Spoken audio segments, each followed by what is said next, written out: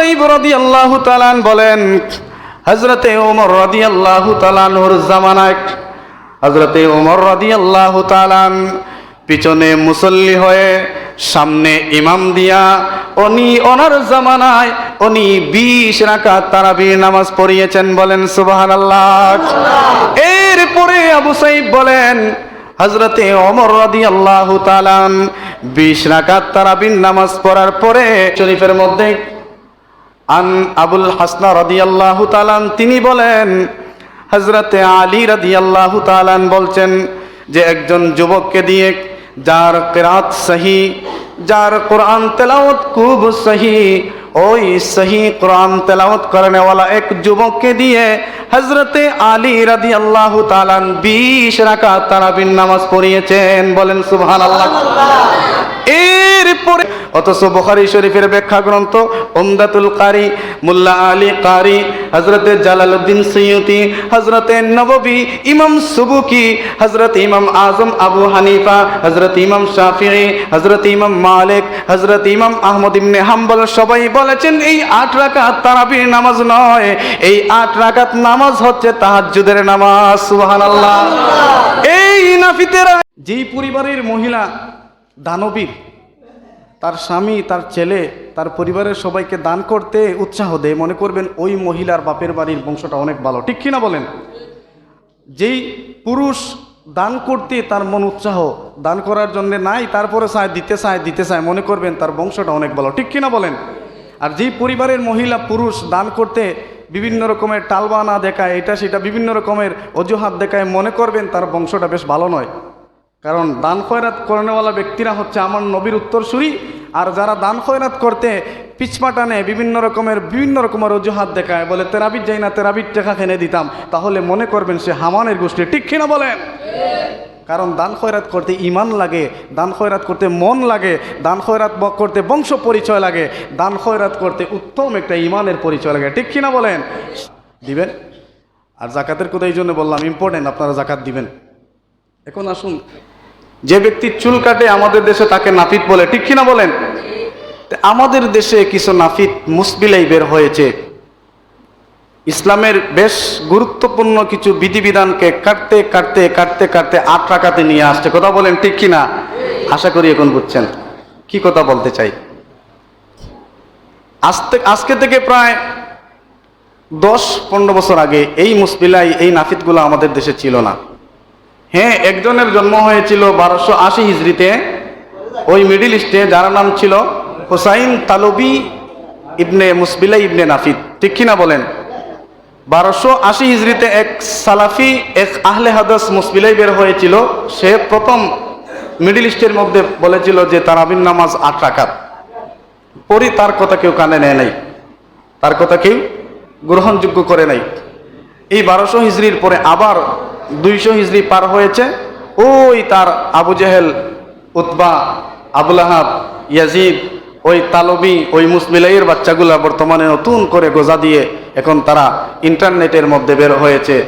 School college university পড়ুয়া ছেলে মেয়েদেরকে সুবিধাবাদ জিন্দাবাদ ইসলাম দিচ্ছে, বলতেছে এই তারাবির নামাজ 8 রাকাত পড়লে হবে। তো তারা তো এমনিতেই নামাজ পড়ে না, পাইল সুযোগ, বললো এই তো হুজুর উনি তো বলেছেন তারাবির নামাজ 8 রাকাত, তাইলে তো আর কি হইল, মসজিদের হুজুরের সাথে নামাজে শরিক হইলাম, 8 রাকাত পড়লাম আর ট্রেনের মতো দৌড় দিলাম। ঠিক কিনা বলেন? এই অভ্যাসগুলো যাদের মধ্যে হয়ে গেছে, যদি ভুল করে হয় তওবা করবেন, আর ইচ্ছা করে যদি মুসবিলাইয়ের কথা শুনে আমল করা শুরু করেন, তাহলে ওই মুসবিলাইয়ের সাথে তোমার কিয়ামত হবে। এগুলা পথভ্রষ্ট। আমি আপনাদের সাথে যে কথাগুলা বলতে চাই, নবীর জামাতা হযরত আলী রাদিয়াল্লাহু তাআলা হাদিস বর্ণনা করেন, দলিল সুনান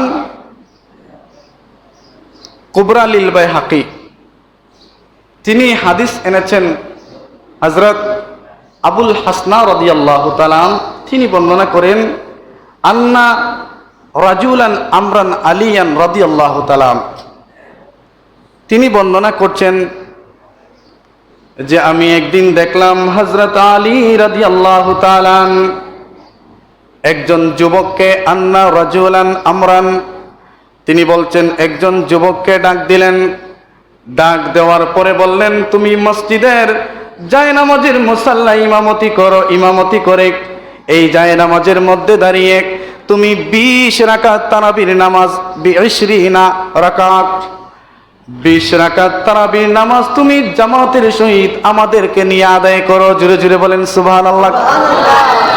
সুনান কুবরা লিল বাইহাকি শরীফের মধ্যে আন আবুল হাসনা রাদিয়াল্লাহু তাআলা তিনি বলেন, হযরতে আলী রাদিয়াল্লাহু তাআলা বলছেন যে একজন যুবককে দিয়ে যার কিরাত সহি, যার কোরআন তেলাওয়াত খুব সহি, ওই সহি কোরআন তেলাওয়াত করনেওয়ালা এক যুবককে দিয়ে হযরতে আলী রাদিয়াল্লাহু তাআলা 20 রাকাত তারাবির নামাজ পড়িয়েছেন। বলেন সুবহানাল্লাহ। এরপরে হযরতে আবুল হাসনা রাদিয়াল্লাহু তাআলা বলেন, যখন 20 রাকাত তারাবির নামাজ শেষ হয়ে গেল, হযরতে মাওলা আলী শেরে খুদা জায়নামাজের মুসাল্লায় চলে গেলেন। জায়নামাজের মুসাল্লায় চলে যাওয়ার পরে উনি 3 রাকাত বিতরের নামাজ ইমামতি করে পড়ালেন। বলেন সুবহানাল্লাহ। আজকে আমার দেশে যে মুসবিলাই নাফিত বের হয়েছে, ইমান চুরেরা বের হয়ে গেছে, ইহুদিদের পার্সেল, যারা ইহুদিদের টাকাকে মুসলমানদের মধ্যে ফিতনা সৃষ্টি করতেছে, এই মোবাইল মুফতিরা, এই মোবাইল হুজুররা আমাদের সমাজে নতুন নতুন যুবক যুবতীদেরকে ইসলাম থেকে খারিজ করার জন্য বিভিন্ন রকমের ফতোয়া দিয়ে সমাজের মধ্যে বিশৃঙ্খলা সৃষ্টি করতেছে। বলেন ঠিক কিনা? এরপরে হযরতে আন সাইব রাদিয়াল্লাহু তাআলা কানা ইয়াকুমু ফি জামান, হাদিস হচ্ছে সুনান লিস-সুগরা লিল বাইহাকি শরীফের মধ্যে এসেছে, হযরতে আন সাইব রাদিয়াল্লাহু তাআলা কানা ইয়াকুমু ফি জামান আন ওমর রাদিয়াল্লাহু তাআলা আন 20 রাকা ওয়াল ওয়িত্র। জুরে জুরে বলেন সুবহানাল্লাহ। হযরতে আবু সাইব রাদিয়াল্লাহু তাআলা বলেন, হযরতে ওমর রাদিয়াল্লাহু তাআলা ওর জামানায় হযরতে ওমর রাদিয়াল্লাহু তাআলা পিছনে মুসল্লি হয়ে সামনে ইমাম দিয়া ওনার জামানায় 20 রাকাত তারাবির নামাজ পড়িয়েছেন। বলেন সুবহানাল্লাহ। এরপরে আবু সাইব বলেন, হযরতে ওমর রাদিয়াল্লাহু তাআলা 20 রাকাত তারাবির নামাজ পড়ার পরে উনি 3 রাকাত ভিতরের নামাজ পড়িয়েছেন। বলেন সুবহানাল্লাহ। আজকে আমার দেশে যে নাপিত বের হয়েছে, মুসবিলাই বের হয়েছে, সুবিধাবাদ জিন্দাবাদ, ইসলাম কায়েম করেনেওয়ালা যারা মনে করে কোন রকম 8 রাকাত পড়লাম, কোন রকম 4 রাকাত পড়লাম আর দৌড় দিলাম, আবার কোন রকমে মসজিদ আইলাম, নামাজ হোক বা না হোক, আমি কোনোভাবে মুসবিলাইয়ের কথা শুনিয়া নামাজ পড়লাম, এই নামাজ কখনো তোমাকে ইমানদারিত্বের পরিচয় দেবে না। কথা বলেন ঠিক কিনা? বলেন। কথাগুলো এই জন্য বলছি, কষ্টে বলছি। নামাজ পড়াচ্ছি, হঠাৎ দেখা যায় 8-10 রাকাত শেষ হলে পিছন থেকে মনে হয় কে যেন জুতা নিয়ে দৌড় দিতেছে। ঠিক কিনা? বলেন। কষ্ট নিবা না। কষ্ট যদি নেও, শরম যদি লাগে, তাহলে কোরআন হাদিস মানবা। আমি অনেক সময় দেখি পিছনে কাশি দিয়া দৌড় দিতেছে, আমি ভাবতেছি হায় হায় কার জুতা খান নিয়ে যাইতেছে গা। ঠিক কিনা? বলেন। আমি আপনাকে জুতা চুর বলতেছি না, হয়তো ভুল ক্রমে তাড়াতাড়ি করে যাচ্ছেন, কার জুতা নিয়ে যাইবেন। ঠিক কিনা? বলেন। তাহলে এই মুসবিলাইদের ইসলাম আপনারা গ্রহণ করবেন না। আপনার বাপ দাদারা যে ইসলাম মেনেছে, যে ইসলামের প্রতি অটল ছিল, সেই ইসলামটাকে আপনারা মানবেন। কথা বলেন ঠিক কিনা? তারা বুখারী শরীফের একখান হাদিস, আম্মাজান আয়েশা সিদ্দিকার একখান হাদিস তারা এই যুবকদের সামনে পেশ করে, বলে একদিন আমার নবী বিবি হযরতে আয়েশা রাদিয়াল্লাহু তাআলা আনহুকে কয়েকজন সাহাবী এসে প্রশ্ন করলেন, ও আম্মাজান আয়েশা, আপনার কাছে জানতে চাই আমার নবী রাত্রিবেলা বেশি বেশি কোন নামাজ পড়েছেন? হযরতে আম্মাজান আয়েশা বলেন, ও নবীর সাহাবায়ে কেরাম, শুনো শুনো শুনো, আমার নবী রাত্রিবেলা সব সময় 8 রাকাত নামাজ পড়েছেন আর সাথে 3 রাকাত নামাজ পড়েছেন। বলেন সুবহানাল্লাহ। এই সুরেরা, এই নাফিতেরা কি করল? ওই 8 রাকাত নামাজ, সেটা কোন নামাজ এটার ব্যাখ্যা না করে এটা বর্তমান যুবকদের সামনে তুলে ধরলো আমার নবী 8 রাকাত নামাজ পড়েছেন। অথচ বুখারী শরীফের ব্যাখ্যা গ্রন্থ উমদাতুল কারি মুল্লা আলী কারি, হযরতে জালালউদ্দিন সিয়ুতি, হযরতে নববী ইমাম সুবুকি, হযরত ইমাম আজম আবু হানিফা, হযরত ইমাম শাফিঈ, হযরত ইমাম মালিক, হযরত ইমাম আহমদ ইবনে হাম্বল সবাই বলেছেন এই 8 রাকাত তারাবির নামাজ নয়, এই 8 রাকাত নামাজ হচ্ছে তাহাজ্জুদের নামাজ। সুবহানাল্লাহ। এই নাফিতেরা এই তাহাজ্জুদের নামাজটাকে বর্তমান সময়ে তারা তারাবির নামাজ চালিয়ে বর্তমান যুবক যুবতীদেরকে ইসলাম থেকে খারিজ করার জন্যে ইহুদিদের টাকা খাইছে বাটপারেরা। এই টাকার মাসুল দিতে গিয়া এই তাহাজ্জুদের নামাজটাকে তারাবির নামাজ চালিয়ে দিচ্ছে। বলেন ঠিক কিনা? বুখারী শরীফের হাদিস। ইমাম বুখারী এই 8 রাকাত নামাজকে উনি নিয়েছেন তাহাজ্জুদের অধ্যায়, আর তারা বলতেছে না, আম্মাজান আয়েশা বলছেন এই 8 রাকাত তারাবির নামাজ। আরে মুসবিলাই, তোমার বাপ দাদারা তো তখন ছিল, তখন তারা তো আর এই 8 রাকাত তারাবি পড়ে নাই, তারা তো 20 রাকাত তারাবির নামাজ পড়েছে। সুবহানাল্লাহ। আমার যুবক ভাইয়েরা, আমি জানি আমাদের সমাজে মানুষ সুবিধাবাদ জিন্দাবাদ ইসলাম চায়। যেমন কিভাবে আপনাদেরকে বুঝাই, যেমন আমি এই তো আমার ওয়াজ রেকর্ড হচ্ছে, আমি যদি এখন বলি যে রমজান মাসের রোজা যদি পারেন তাহলে রাখবেন, আর না পারলে রাখার দরকার নাই, বলবে এই তো হুজুরে ঠিক বলছেন। আহা, হুজুর বড় বালা। এই সদকা জাকাত দান খয়রাত এগুলা দিলে দিবেন, না দিলে কিছু হবে না। কবরের সাপে আপনার কেন কামড়াইবে, সাপের কি আর খাম নাই? বলে এই তো যে ভালো হুজুর পাইছে, এত ভালো হুজুর, কত সুবিধাবাদ ইসলাম দিচ্ছেন। কিন্তু না, ইসলাম এত সোজা নয়। ইসলাম যদি এত সোজা হইতো তাহলে কারুন, তার অনেক সম্পত্তি ছিল, মুসা আলাইহিস সালাম বলেছেন যে ভাই আল্লাহ আপনার এত সম্পত্তির মালিক বানিয়েছেন, আপনার সম্পত্তি থেকে আল্লাহর নামে কিছু দেন।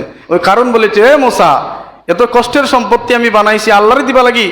পরে আল্লাহ কই সুরের সুর তোরে ধরলাম। কিছুদিনের মধ্যে আল্লাহ ওই কারণ দিয়ে তার সম্পত্তি সহ মাটির নিচে দাবাই দিয়েছেন। বলেন আল্লাহু আকবার। সেই আল্লাহ এখনো আছেন না? না ঘুমাইয়ে গেছেন গা? আল্লাহ আল্লাহ এখনো আছেন। তোমার দর বাসা তুমি এখনো ঠিক হইলে না। সিলেটি ভাষা একখান কথা আছে যে বুড়া তোমার গেল না এখন খাই, ও বুড়া বয়স এখনো তুমি এও যে একখান কথা হইলাম না, এখনো তুমি ঠিক হইলে না। চাচা চাচি ঠিক হইবা, তাহলে হাফ মরলে সোজা হয় তখন ঠিক হইবা, কিন্তু মরলে সোজা ইয়ে তো লাভ নাই। মরার আগে যদি সোজা হন তাহলে সোজা জান্নাত, আর মরার আগে যদি এইভাবে তেরা থাকেন, বেভার থাকেন, আখামলা কুখামলা থাকেন, তাহলে সোজা ওই চৌরাস্তা জাহান্নামের দেখা যায়। ঠিক কিনা বলেন? গেল তারাবির নামাজ 20 রাকাত পড়বেন, গুণ নাই। বিদেশ থেকে টাকা দিলাম আর শুরু করে দিলাম, একটা মুসল্লি নাই। খতম তারাবি কাদের জন্যে? খতমের তারাবির, খতমে কোরআন শোনা ওয়াজিব। ঠিক কিনা বলেন? এখন আপনারা খতম তারাবি পড়তেছি, আপনি ওই হাওরের মধ্যে দান কাটতেছেন, তাহলে আপনার ওয়াজিব লস, ফরজ লস। তাহলে কি করবেন? আপনার সূরা তারাবিও পড়তে পারেন, কিন্তু 20 রাকাত পড়বেন। আবার অনেকে আছে রোজা রাখে, ফজরের আগে সেহরি খায়, ফজরের নামাজ নাই। অনেকে আছে তারাবির নামাজ নাই, এশার নামাজ নাই, রোজা ঠিকই রাখে। এই রোজাগুলো পরিপূর্ণতায় নেবে না। নামাজ যেমন ফরজ, রোজাও ফরজ। তারাবির নামাজ সুন্নতে মুআক্কাদা। কেমন সুন্নত? আমার নবী বলেছেন, কুমু লাইলাহা ওয়া সুমু নাহারা গুফিরা লাহু মা তাকাদ্দামা মিন যামবি। নবী আমার বলেন, ইমান সহকারে, ইতমিনান সহকারে যে রোজা রাখলো, কিয়ামুল লাইল তারাবির নামাজ পড়লো, আমি নবী ঘোষণা দিলাম, গুফিরা লাহু মা তাকাদ্দামা মিন যামবিহি, আমার আল্লাহ তার জীবনের সমস্ত গুনাহ মাফ করে দেবেন। বলেন সুবহানাল্লাহ। তখন আপনি রোজাও রাখলা না, তারাবির নামাজও পড়লা না, জাকাতও দিলা না, দান খয়রাতও করলা না, মনে মনে আপনি বড় মুসল্লি। আমি কইমু তোমার মতো মুসবিলাই বাটফার এই গাঁত নাই। ঠিক কিনা বলেন? বলছে সেহরির সময় তিলাওয়াত, হামনাত, গজল। আপনারা ঘুম থেকে জাগুন, সেহরি খাইলে খান, না খাইলে কিচ্ছু করার নাই, আজান দিলেন, এইরকম বিভিন্ন মন্তব্য তারা ইন্টারনেটের মধ্যে করছে।